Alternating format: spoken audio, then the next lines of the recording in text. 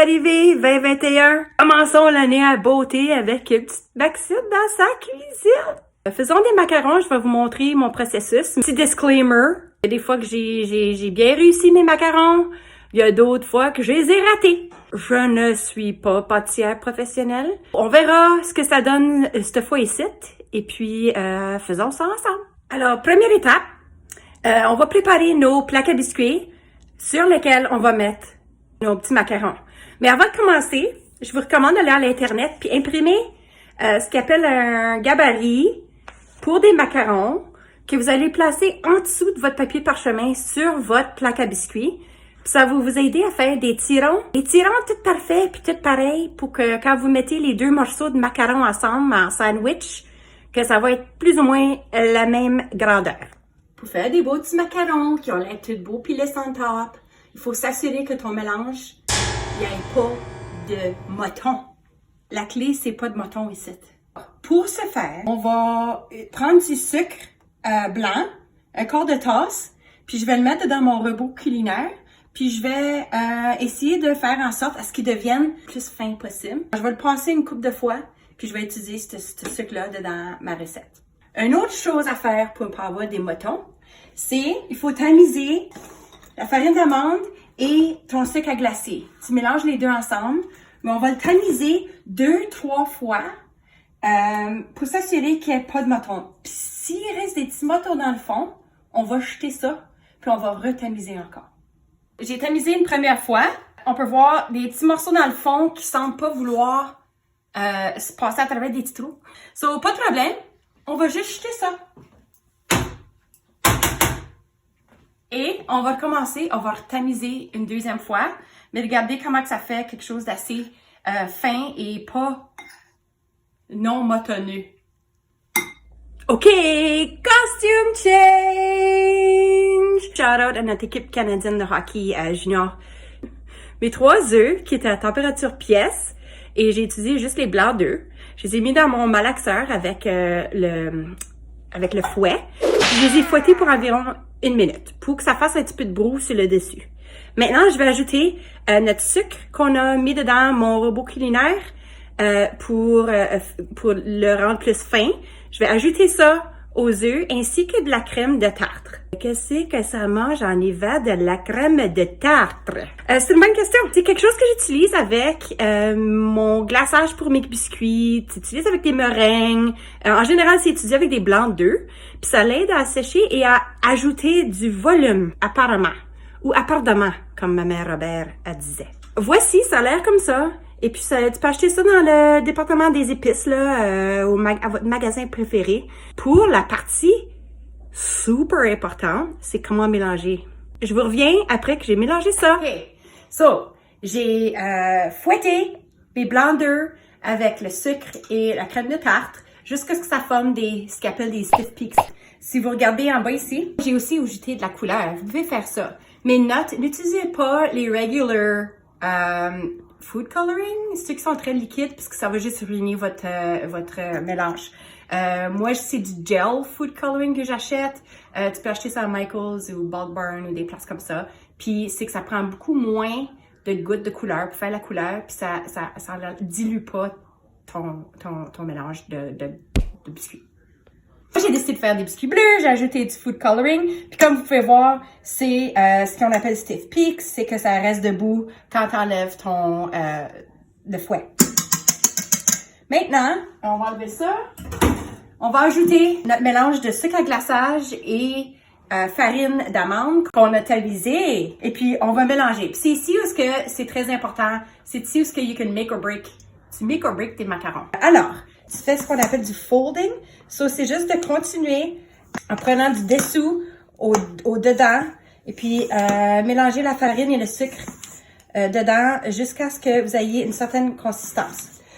So là, j'ai mélangé. Puis moi, mon truc, c'est je lève ma spatule. Puis si je peux faire 2/8 avec le bout de ce qui descend de ma spatule, ça veut dire que mon mélange est prêt. Je pense que je vais juste mélanger un autre 2-3 fois, là. Puis, regarde. 1/8. 2/8. On est good to go. OK. On a notre stuff bleu. Je l'ai mis dans une poche à douille.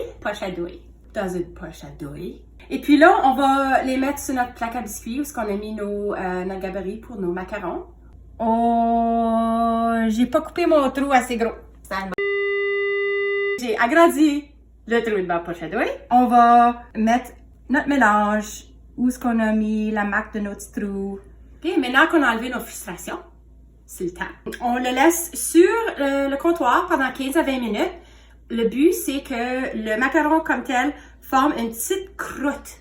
Tu mets ton doigt dessus puis que tu sois pas trop pesé, là, mais que ça forme une croûte sur le dessus avant de le mettre au fourneau. Et puis, c'est ça. Pendant que ça croûte, n'oubliez pas d'allumer votre fourneau à 300 degrés. C'est à basse température.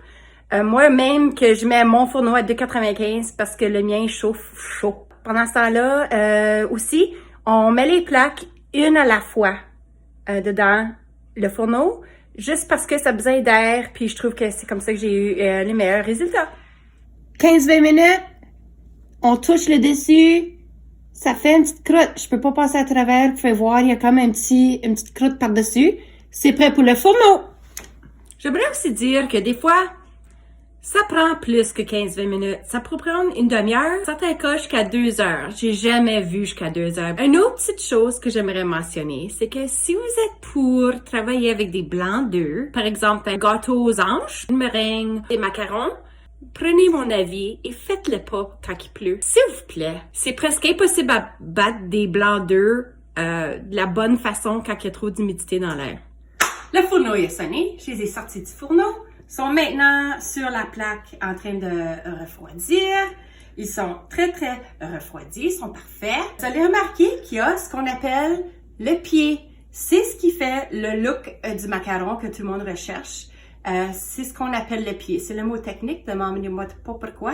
Peut-être parce que si on regarde pas, il marche away.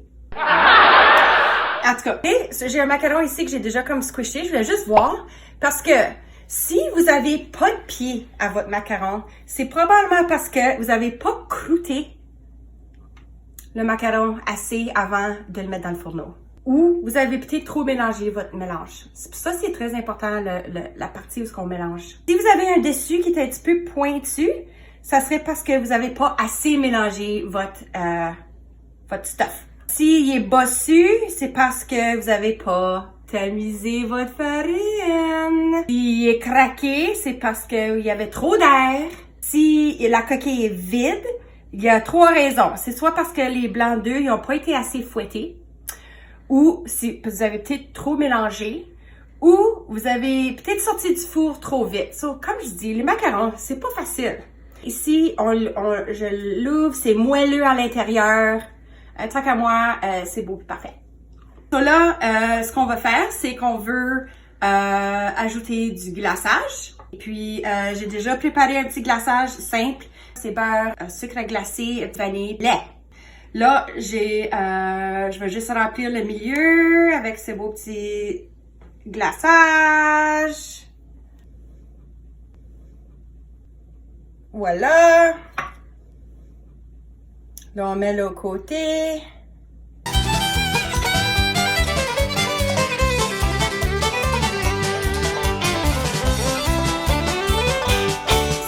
Petit sandwich de macarons!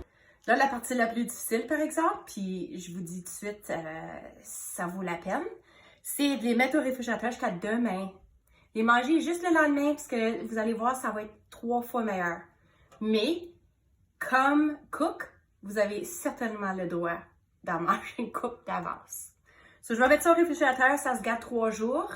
Une fois que vous savez comment faire des macarons, là, on peut faire toutes sortes d'autres sortes de macarons. Ça, c'est un macaron de base, mais vous pouvez en faire, comme vous savez, au thé vert, aux framboises. Il y en a de toutes sortes. Vous pouvez changer le glaçage.